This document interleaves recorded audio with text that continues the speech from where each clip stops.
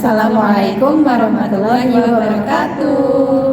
Perkenalkan, nama aku Fatima Anissa. Aku Retno Anjani. Aku Rahmania Firda Ayu Gunawan. Oh iya, Mbak Ret, aku punya pertanyaan nih. Pernah nggak sih kalian mikir kenapa sesuatu hal itu bisa dikatakan baik atau nggak buruk? Iya, kenapa ya? Nah, kalian pada mikir kan? Dari itulah yang bakalan kita bahas kali ini mengenai aksiologi dan terkaitannya dengan epistemologi loh. Apa ya aksiologi itu? Daripada berlama-lama, langsung aja kita bahas, oke? Cikideng! Oke, sekarang aku akan ngebahas tentang aksiologi. Jadi, apa sih aksiologi itu? Jadi, aksiologi itu berasal dari bahasa Yunani kuno yaitu aksios yang artinya nilai, kemudian logos yang artinya teori.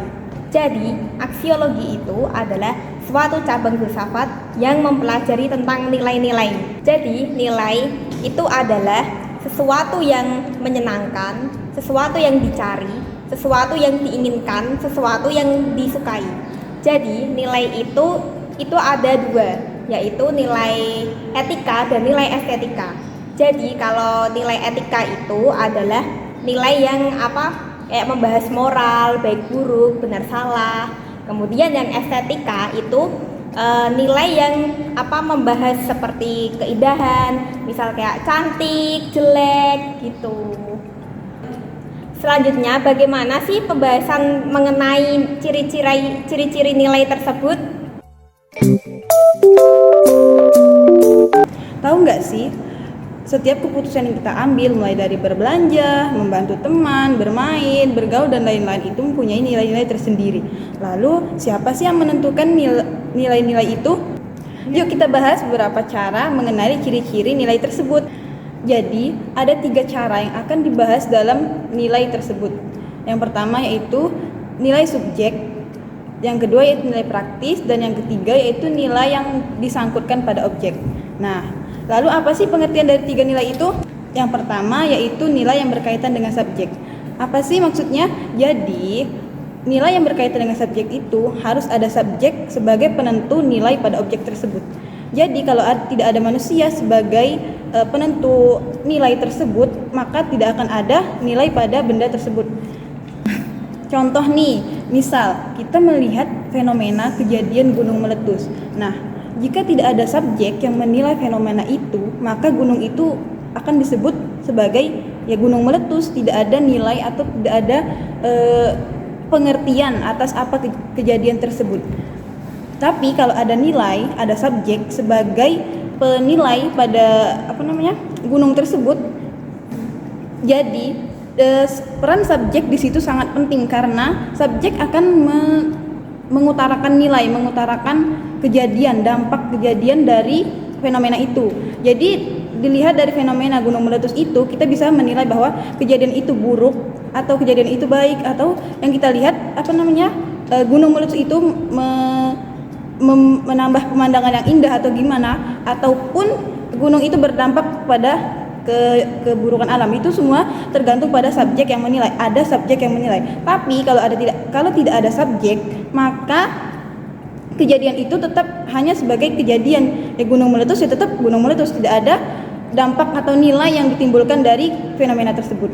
Lalu yang kedua yaitu nilai praktis. Apa sih nilai praktis itu? Jadi nilai praktis itu adalah nilai yang ditentukan oleh subjek. Jadi subjek yang membangun suatu nilai. Contoh, subjek ingin menggambar, menciptakan sesuatu. Jadi sebuah kejadiannya diciptakan oleh subjek dan nilainya pun ditimbulkan oleh subjek itu sendiri. Jadi misalnya si manusia, si orang itu ingin menciptakan lukisan yang indah. Jadi dia menentukan nilai itu dia sendiri. Jadi dia pengen menentukan gambar yang indah, berarti dia melukis sesuatu yang indah. Jika ia ingin membuat cerita atau membuat tulisan yang berkesan sedih, berarti dia menciptakan suatu cerita atau suatu tulisan yang seperti puisi itu yang bernilai sedih. Kemudian yang terakhir yaitu yang ketiga, nilai tambah pada suatu objek. Bisa berupa objek kebudayaan, praktis, kesucian, kewajiban, dan lain-lain. Intinya nilai ini yaitu nilai satu objek, yang mana satu objek itu memiliki nilai yang berbeda-beda sesuai pada subjek yang menilainya. Contoh nih, ada satu budaya yang membenarkan bahwa hukuman mati itu diperbolehkan bagi mereka yang melakukan kesalahan. Tapi bagi budaya kita, budaya yang tidak menganut, tidak mempercayai, tidak memakai budaya itu, akan menilai sesuatu itu salah. Jadi satu objek, satu kejadian, satu budaya, satu kebiasaan dapat dinilai berbeda-beda. Ada yang menilai baik, ada yang menilai buruk sesuai dengan subjek masing-masing. Jadi bagi budaya kita yang tidak berkeyakinan tersebut, tidak menyetujui budaya mereka yang mempercayai suatu kejadian tersebut. Jadi satu objek memiliki nilai-nilai masing-masing sesuai subjek-subjek yang menilai. Nah, setelah membahas 3 ciri-ciri tadi, sekarang waktunya kita membahas permasalahan apa aja sih yang dibahas dalam aksiologi itu.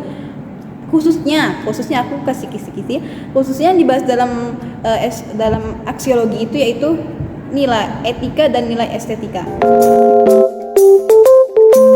Oke, langsung aja di sini aku bakalan menjelaskan mengenai permasalahan aksiologi, terkhususnya estetika dan etika.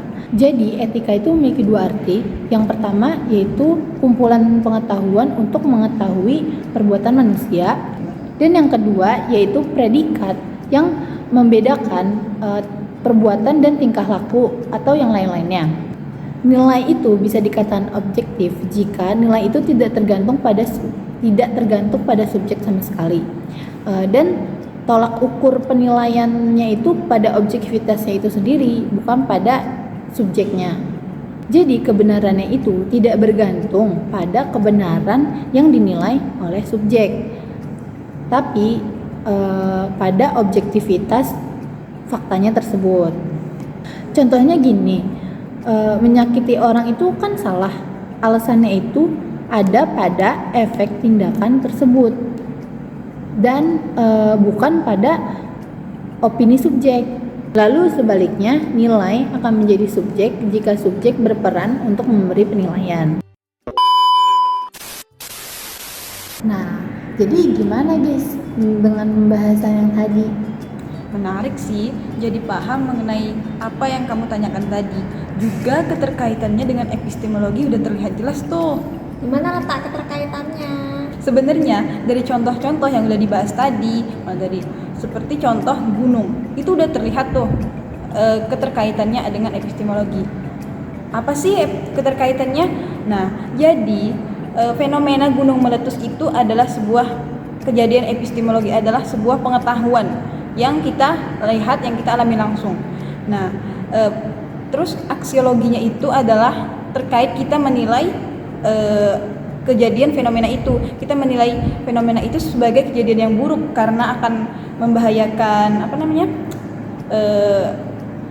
wilayah tersebut, atau ada mungkin orang yang melihat kejadian fenomena itu sebagai fenomena yang indah karena pemandangannya atau karena asap yang dari efek dari gunung meletus itu adalah aksiologi. Jadi dalam kejadian itu, dalam fenomena itu, gunung meletus itu ada nilai aksiologi. Jadi keterkaitan antara keduanya itu sangat terlihat jelas dalam contoh Gunung Merapi. Nah, gimana, udah paham belum? Paham. Tuntas deh pembahasan kita kali ini mengenai aksiologi dan terkaitannya dengan epistemologi. Terima kasih sudah menonton. Bye-bye. Jangan dimulai dulu kan? Sampai mulai. Sok-sok banget. Nilai menjadi subjek, astaga. Nah, iya nggak sih?